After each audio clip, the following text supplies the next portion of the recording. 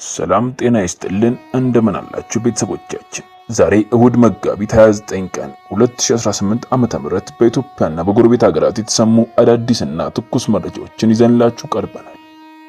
በተለይም የብሔራዊ ምርጫ ቦርድ ያስተላለፈው አስቸኳይ መልእክትና ጠቅላይ ሚኒስትሩ አዲስ ንግግር ከፍተኛ መነጋገሪያ ሆኗል። እስከ መጨረሻው አብራችን ቆዩ። የመጀመሪያው ዜናችን ጠቅላይ ሚኒስትር ዶክተር አብይ አህመድ ከኢትዮጵያ ዜና አገልግሎት ጋር ባደረጉት ቆይታ ለኤርትራ መንግስት ጠንከር ያለ ማስጠንቀቂያ ሰጥተዋል። ኢትዮጵያን ለማዳከም የሚደረግ ማንኛውም ሙከራ የመጨረሻው ይሆናል ሲሉም ተናግረዋል።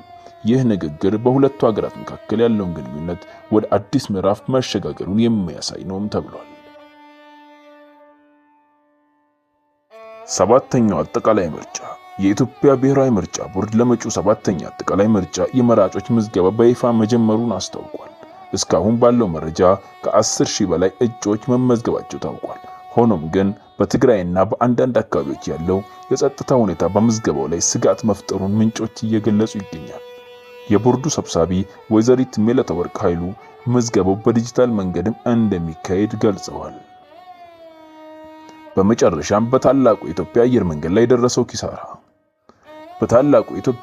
ላይ ደረሰው ኪሳራ በመካከለኛው ምስራቅ ባለው ጦርነት ምክንያት አየር መንገዳችን በሳምንት $137 ሚሊዮን እያጣ መሆኑ ተሰምቷል።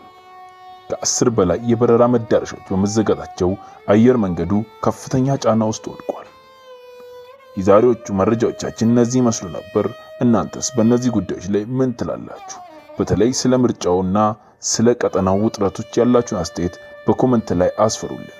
ለቻናላችን አዲስ ከሆናችሁ ሰብስክራይብ፣ ላይክ በማድረግ የዚህ ቻናል ቤተሰብ ይሁኑ። ሰናይ ቀን።